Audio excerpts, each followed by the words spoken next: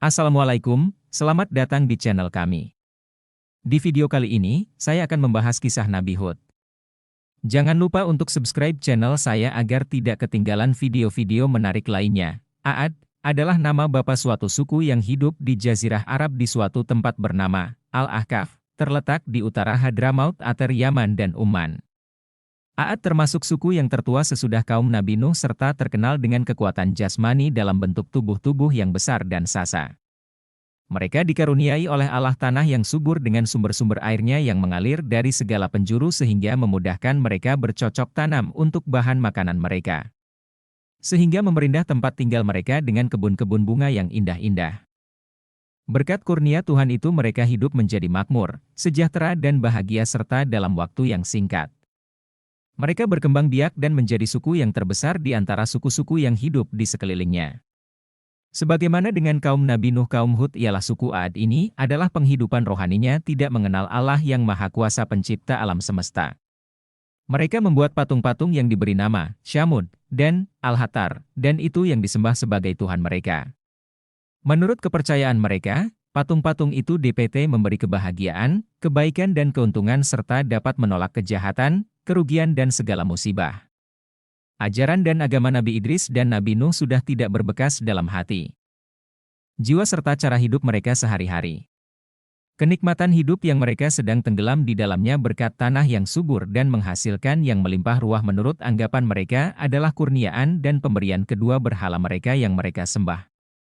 Karenanya mereka tidak putus-putus sujud kepada kedua berhala itu mensyukurinya sambil memohon perlindungannya dari segala bahaya dan musibah berupa penyakit atau kekeringan. Nabi Hud berdakwah di tengah-tengah sukunya sudah menjadi sunnah Allah sejak diturunkannya Adam ke bumi bahwa dari masa ke semasa jika hamba-hambanya sudah berada dalam kehidupan yang sesat sudah jauh menyimpang dari ajaran-ajaran agama yang dibawa oleh nabi-nabinya. Diutuslah seorang nabi atau rasul yang bertugas untuk menyegarkan kembali ajaran-ajaran nabi-nabi yang sebelumnya mengembalikan masyarakat yang sudah tersesat ke jalan lurus dan benar. Nabi Hud diutus untuk mencuci bersih jiwa manusia dari segala tahayul dan syirik menggantinya dan mengisinya dengan iman tauhid dan akidah yang sesuai dengan fitrah.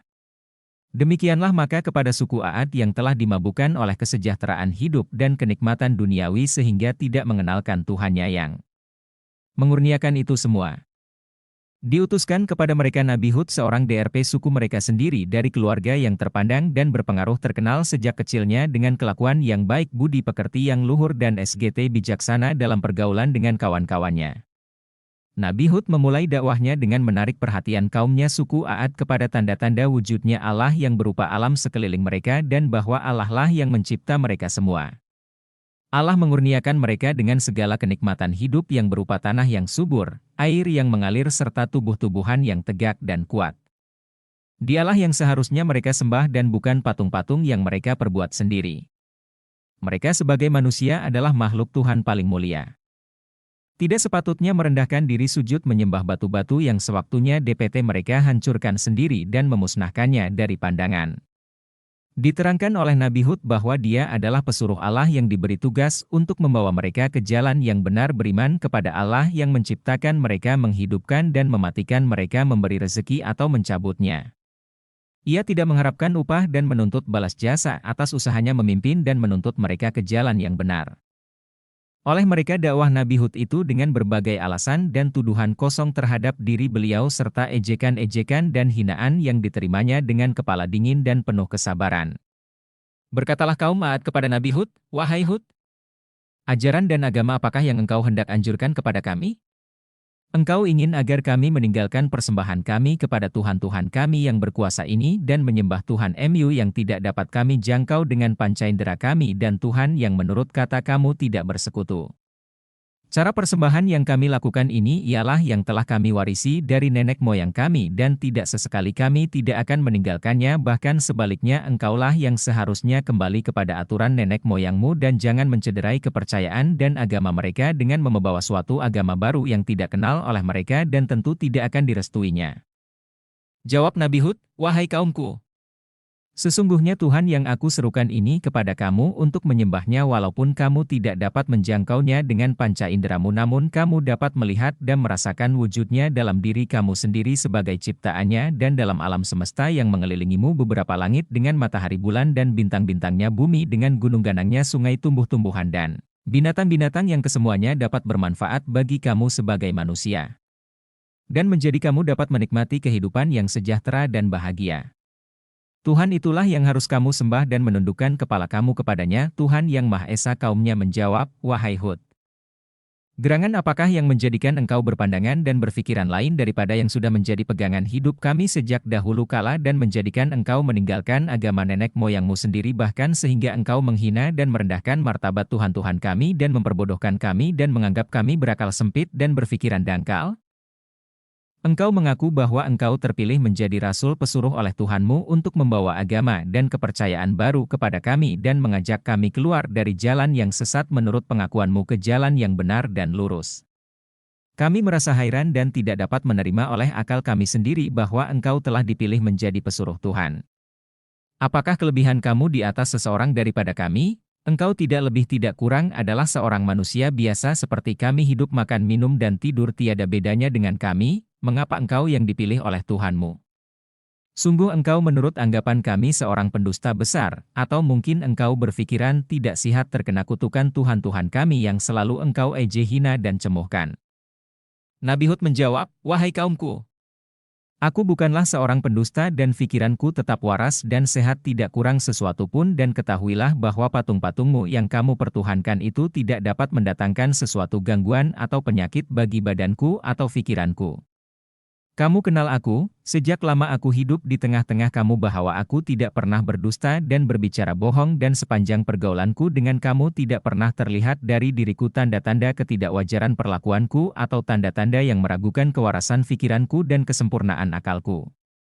Aku adalah benar pesuruh Allah yang diberi amanat untuk menyampaikan wahyunya kepada hamba-hambanya yang sudah tersesat kemasukan pengaruh ajaran iblis dan sudah jauh menyimpang dari jalan yang benar yang diajar oleh nabi-nabi yang terdahulu karena Allah tidak akan membiarkan hamba-hambanya terlalu lama terlantar dalam kesesatan dan hidup dalam kegelapan tanpa diutuskan seorang rasul yang menuntun mereka ke jalan yang benar dan penghidupan yang diredainya.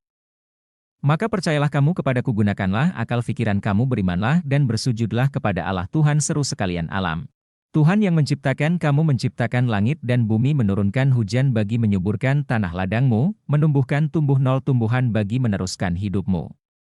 Bersembahlah kepadanya dan mohonlah ampun atas segala perbuatan salah dan tindakan sesatmu, agar dia menambah rezekimu dan kemakmuran hidupmu dan terhindarlah kamu dari azab dunia sebagaimana yang telah dialami oleh kaum Nuh dan kelak azab di akhirat. Ketahuilah bahwa kamu akan dibangkitkan kembali kelak dari kubur kamu dan dimintai bertanggung jawab atas segala perbuatan kamu di dunia ini dan diberi ganjaran sesuai dengan amalanmu yang baik dan soleh mendapat ganjaran baik dan yang hina dan buruk akan diganjarkan dengan api neraka. Aku hanya menyampaikannya risalah Allah kepada kamu dan dengan ini telah memperingati kamu akan akibat yang akan menimpa kepada dirimu jika kamu tetap mengingkari kebenaran dakwahku. Kaum Aad menjawab, kami bertambah yakin dan tidak ragu lagi bahwa engkau telah mendapat kutukan Tuhan-Tuhan kami sehingga menyebabkan pikiran kamu kacau dan akalmu berubah menjadi sinting. Engkau telah mengucapkan kata-kata yang tidak masuk akal bahwa jika kami mengikuti agamamu, akan bertambah rezeki dan kemakmuran hidup kami dan bahwa kami akan dibangkitkan kembali dari kubur kami dan menerima segala ganjaran atas segala amalan kami. Adakah mungkin kami akan dibangkitkan kembali dari kubur kami setelah kami mati dan menjadi tulang belulang? Dan apakah azab dan siksaan yang engkau selalu menakut-nakuti kami dan mengancamkannya kepada kami? Semua ini kami anggap kosong dan ancaman kosong belaka. Ketahuilah bahwa kami tidak akan menyerah kepadamu dan mengikuti ajaranmu karena bayangan azab dan siksa yang engkau bayang-bayangkannya kepada kami bahkan kami menentang kepadamu datangkanlah apa yang engkau janjikan dan ancamkan itu jika engkau betul-betul benar dalam kata-katamu dan bukan seorang pendusta. Nabi Hud menjawab, baiklah. Jika kamu meragukan kebenaran kata-kataku dan tetap berkeras kepala tidak menghiraukan dakwahku dan meninggalkan persembahanmu kepada berhala-berhala itu maka tunggulah saat tibanya pembalasan Tuhan di mana kamu tidak akan dapat melepaskan diri dari bencananya.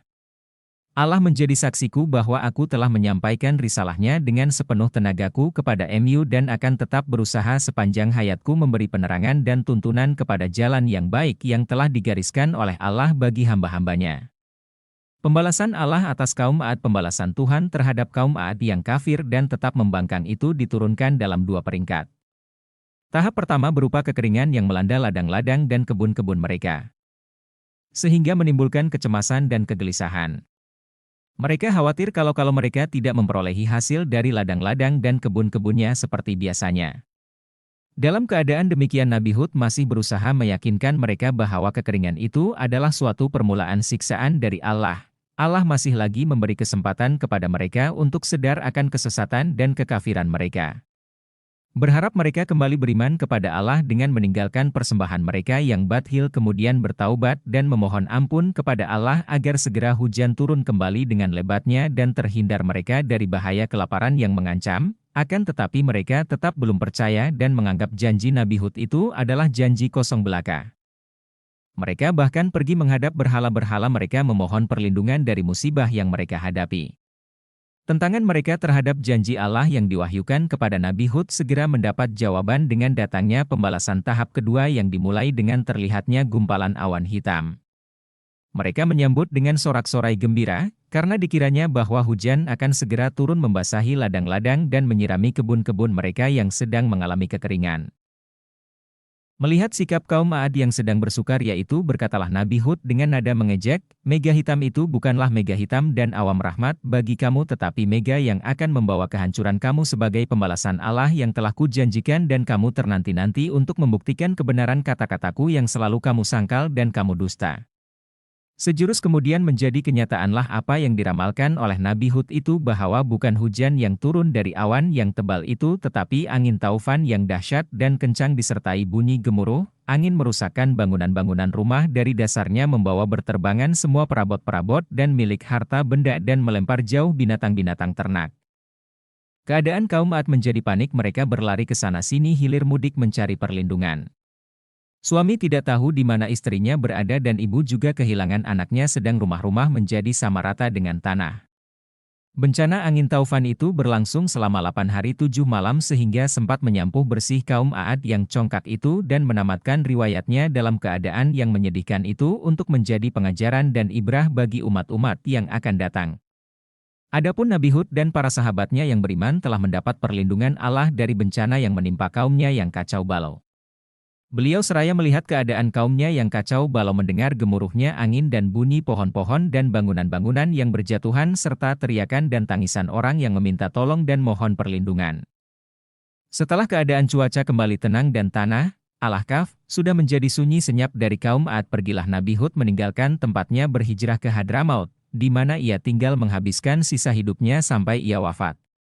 Nabi Hud dimakamkan di sana, di mana hingga sekarang makamnya yang terletak di atas sebuah bukit di suatu tempat lebih kurang 50 km dari kota Siwon. Makamnya banyak dikunjungi para penziarah yang datang beramai-ramai dari sekitar daerah itu, terutamanya dan bulan Sya'ban pada setiap tahun. Kisah Nabi Hud dalam Al-Quran. Kisah Nabi Hud diceritakan oleh 68 ayat dalam 10 surah, di antaranya surah Hud, ayat 50 hingga 60, surah Al-Mu'minun, ayat 31 sehingga ayat 41, surah Al-Ahqaf, ayat 21 sehingga ayat 26 dan surah Al-Haqqah, ayat 6, 7 dan 8. Pelajaran dari kisah Nabi Hud. Nabi Hud telah memberi contoh dan sistem yang baik yang patut ditiru dan diikuti oleh juru dakwah dan ahli penerangan agama. Beliau menghadapi kaumnya yang sombong dan keras kepala itu dengan penuh kesabaran, ketabahan dan kelapangan dada. Ia tidak sesekali membalas ejekan dan kata-kata kasar mereka dengan serupa, tetapi menolaknya dengan kata-kata yang halus yang menunjukkan bahwa beliau dapat menguasai emosinya dan tidak sampai kehilangan akal atau kesabaran. Nabi Hud tidak marah dan tidak gusar ketika kaumnya mengejek dengan menuduhnya telah menjadi gila dan sinting. Ia dengan lemah lembut menolak tuduhan dan ejekan itu dengan hanya mengata, "Aku tidak gila dan bahwa Tuhan-Tuhanmu yang kamu sembah tidak dapat menggangguku atau mengganggu pikiranku sedikit pun, tetapi aku ini adalah Rasul pesuruh Allah kepadamu dan betul-betul aku adalah seorang penasihat yang jujur bagimu, menghendaki kebaikanmu dan kesejahteraan hidupmu dan agar kamu terhindar dan selamat dari azab dan siksaan Allah di dunia maupun di akhirat." Dalam berdialog dengan kaumnya, Nabi Hud selalu berusaha mengetok hati nurani mereka dan mengajak mereka berpikir secara rasional. Nabi Hud selalu berusaha menggunakan akal dan pikiran yang sehat dengan memberikan bukti-bukti yang dapat diterima oleh akal mereka tentang kebenaran dakwahnya. Terima kasih telah menonton video tentang kehidupan dan ajaran Nabi Hud. Jika kamu menikmati konten ini, jangan lupa untuk memberikan like, subscribe, dan aktifkan lonceng notifikasi agar tidak ketinggalan konten Islami kami selanjutnya.